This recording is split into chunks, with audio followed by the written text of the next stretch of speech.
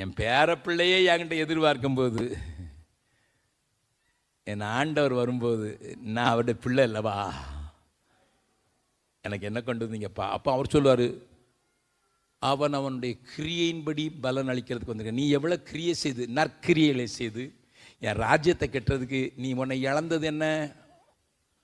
நான் காணிக்க போட்டேன். எவ்வளோ போட்ட? நீ டாய்லெட் பேப்பர் வாங்கிறதுக்கு எவ்வளோ செலவழிக்கிற? உங்கள் வீட்டில்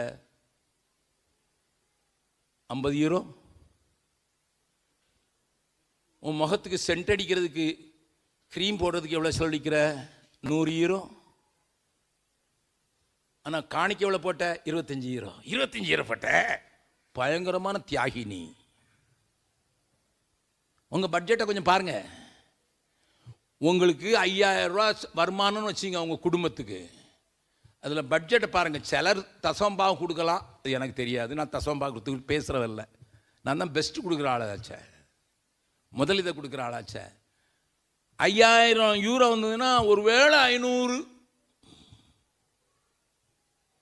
கொடுத்துருக்கலாம். எத்தனை சதவீதம்? 10%. ஆனால் டாய்லெட் பேப்பருக்கும், முதல்ல முகத்தில் போடுற க்ரீமுக்கும், இங்கே போடுற க்ரீமுக்கும், இங்கே பூசின சாயத்துக்கும் எவ்வளோ செலவழிச்ச? ஆனால் சுராஜா வருவா, என்னை கொண்டு வர போகிறாரு, அதை கொண்டு வர போகிறார், இதை கொண்டு வர, ஒன்றும் கொண்டு வர மாட்டார்.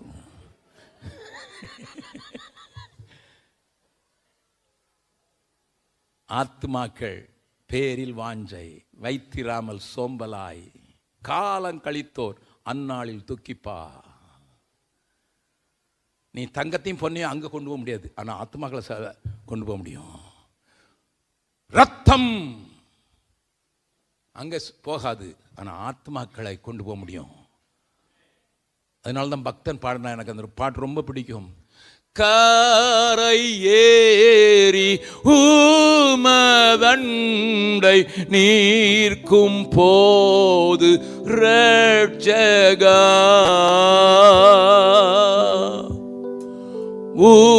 ஊதவாமல் பலனற்று வேட்கப்பட்டு போவேனோ.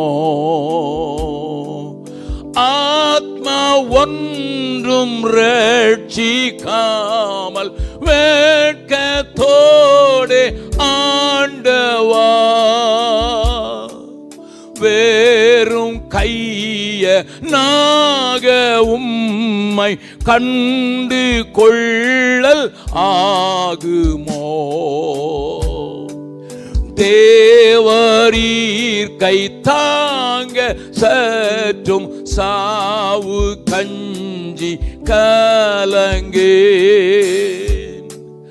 ஆயினும் நான் பலன் காண உழைக்காமல் போயினேன். ஆத்மா ஒன்றும் ரட்சிக்காமல் வேட்கத்தோடு ஆண்டவா வேறும் கைய நாக உம்மை கண்டு கொள்ளல் ஆகுமோ. ஆத்துமாக்கள் பேரில் வாஞ்சை வைத்திராமல் சோம்பலாய் காலம் களி தோரர் நாளில் தூக்கிப்பா நிர்பந்தராய். ஆத்மா ஒன்றும் ரட்சிக்காமல் வேட்கத்தோடு ஆண்டவா வேறும் கைய நாக உம்மை கண்டு கொள்ளல் ஆகுமோ. ஒரு பக்தனுடைய பெரிய பாடல், ஆங்கிலத்திலும் உண்டு, ஒருவேளை பிரெஞ்சிலும் இருக்கலாம். என்னை கேளுங்க.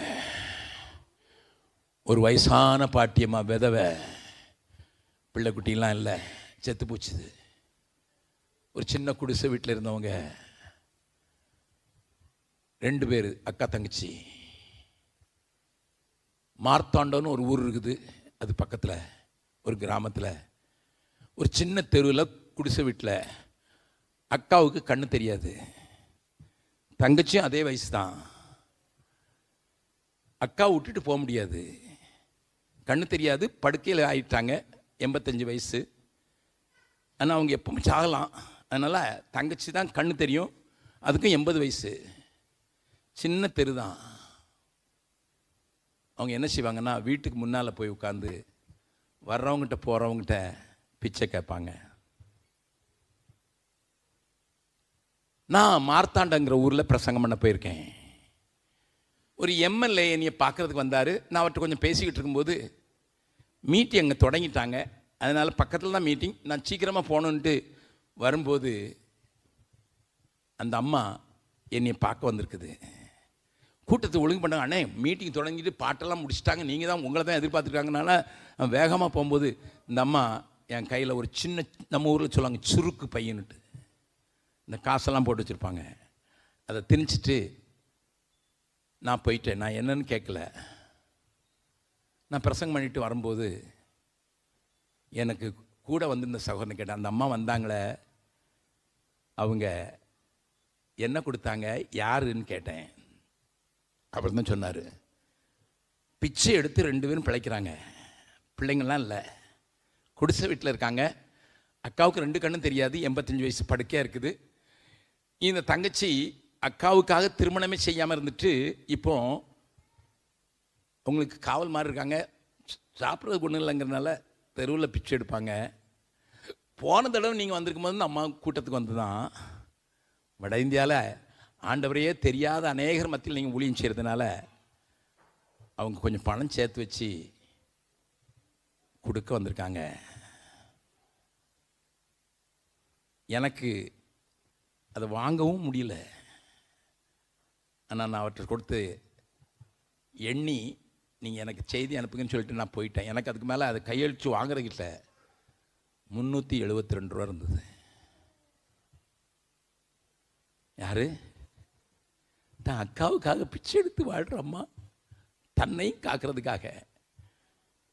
அதில் ஒரு சின்ன லெட்ரு வச்சுருந்தாங்க, அது எனக்கு அனுப்புனாங்க. தம்பி, எங்கள் அக்கா விட்டுட்டு நான் வீட்டை விட்டு போக முடியாதுடா, நீ அவ்வளோ பெரிய ஊழியம் செய்கிற, நான் தான் வர முடியாது, எனக்கும் வயசாயிடுச்சு, எங்ககிட்ட கொடுக்குறதுக்கு ஒன்றும் இல்லை, நான் பிச்சை எடுத்த காசில் கொஞ்சத்தை நான் கொடுக்குறேன், யாருக்காவது போய் சுவிசேஷம் சொல்கிறதுக்கு உபயோகப்படுத்து. நாங்கள் 2 பேரும் பரலோகத்துக்கு வரும்போது ஒன்றால் ஆண்டவர்கள் நடத்தப்பட்டவங்க எங்களை வரவேற்றாங்கன்னா அதுதான் எங்களுக்கு பாக்கியம்.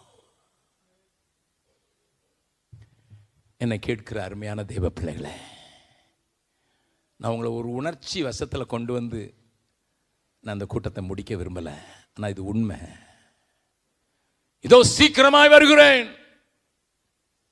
அவன் அவனுடைய கிரியைக்கு தக்க பலன் என்னோடு கூட வருதுன்ட்டு பலனோடு கூட வர்ற ஆண்டவரை சந்திக்கிறதுக்கு அவர் நம்ம மத்தியில் வாசம் பண்ண விரும்புகிறார். பரலோகத்தை கேட்க போகிற பாட்டை தான் தம்பி வெசில் எழுதியிருக்கார், இதோ மனிதர்கள் மத்தியில் வாசம் செய்கிறான்னுட்டு. பிரதர் அகஸ்டின் ஜெபக்குமார் 2 நாள் கூட்டத்துக்கு வந்தோம். ஒருவேளை இன்னைக்கு தான் வந்திருக்கோம்.